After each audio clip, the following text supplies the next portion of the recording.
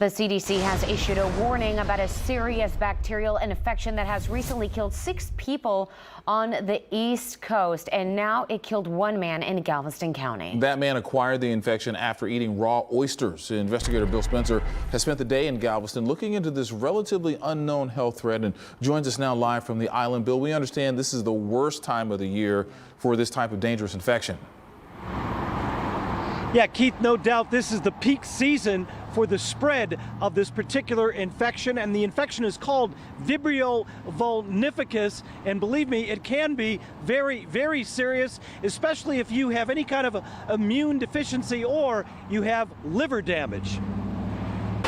The gorgeous waters off of Galveston, the perfect place for families to cool off, and for seafood lovers like Jerry Dukes, the perfect place for raw oysters. Oh man, it's just like if you get like some fresh Gulf oysters and you just get that real strong salty flavor in your mouth when you taste them, man, it's good. But now the shocking news coming from the Galveston County Health District that a man between the ages of 30 and 40 has died from a serious infection called Vibrio vulnificus after eating raw oysters. This coming after at least 6 people have died recently along the East Coast from the very same thing.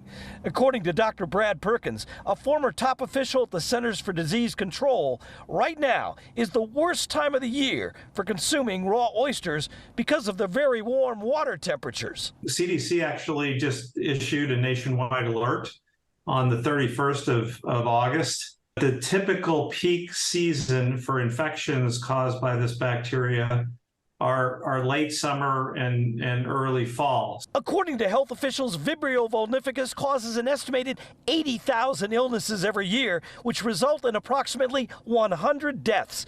60% of those illnesses are blamed on contaminated food, including oysters. Most people with a mild case of the infection recover after about 3 days. Symptoms can include diarrhea, stomach cramps, vomiting, fever, chills, and ear infections. The most serious form of Vibrio vulnificus infection is what's called sepsis. And that's where the bacteria directly finds access to the bloodstream. But symptoms of the very serious Vibrio vulnificus infection include dizziness, inability to concentrate, and loss of balance.